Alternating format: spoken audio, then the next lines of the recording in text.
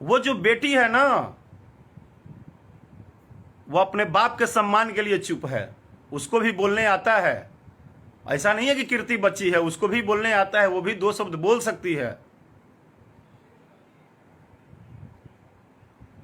लेकिन चाहे वो ऋषभ हो, चाहे कीर्ति हो, चाहे बेटा बेटी कोई हो, पत्नी हो, परिवार हो, जिस तरह तुम अपने अपने परिवार के लिए बोलते हो ना कि हमारे लिए सब कुछ है, उसी तरह कलाकार का भी एक परिवार होता है। और कलाकार ही एक ऐसा व्यक्ति है, अगर वो कलाकार है तो फिलहाल तो भोजपुरी में हम नहीं मानते हैं कि माने बहुत सारे कलाकार हैं, क्योंकि कलाकार हम लोग उसको बोलते हैं जो गीत संगीत से प्रेम करता है। आज भोजपुरी भाषा का कलाकारी सबको पता है, जनता से लेकर गायक तक को पता है कि क्या गाना है।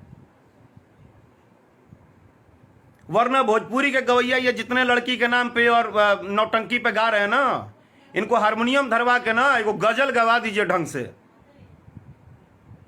पानी मांगने लगेंगे, एगो सुर नहीं लगेगा बढ़िया से। लेकिन अब जब नरक का दुकान खुला है, नरक मचाया जा रहा है, तो उसमें अपना एकदम नरक मचा रहे हैं ये लोग भी। जिस भाषा का कोई लेखा जोखा है ही नहीं, कोई मालिक ही नहीं है, कोई देखने सुनने बोलने वाला है ही नहीं, तो नरक मचाए हुए हैं।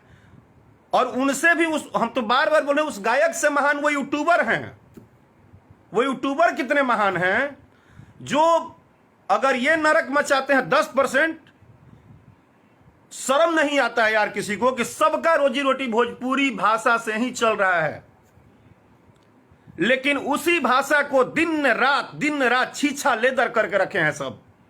वो चाहे यूट्यूबर हो, चाहे ये जितने भी कलाकार नौटंकीबाज घूम रहे हैं, ड्रामेबाज, उनके बेटी के नाम पे, उनके बेटी के नाम पे, उनका नाम लेके गाना गा दो, उनका नाम लेके गा दो। अरे तीर चला रहे हो, कौन सा तीर चला रहे हो?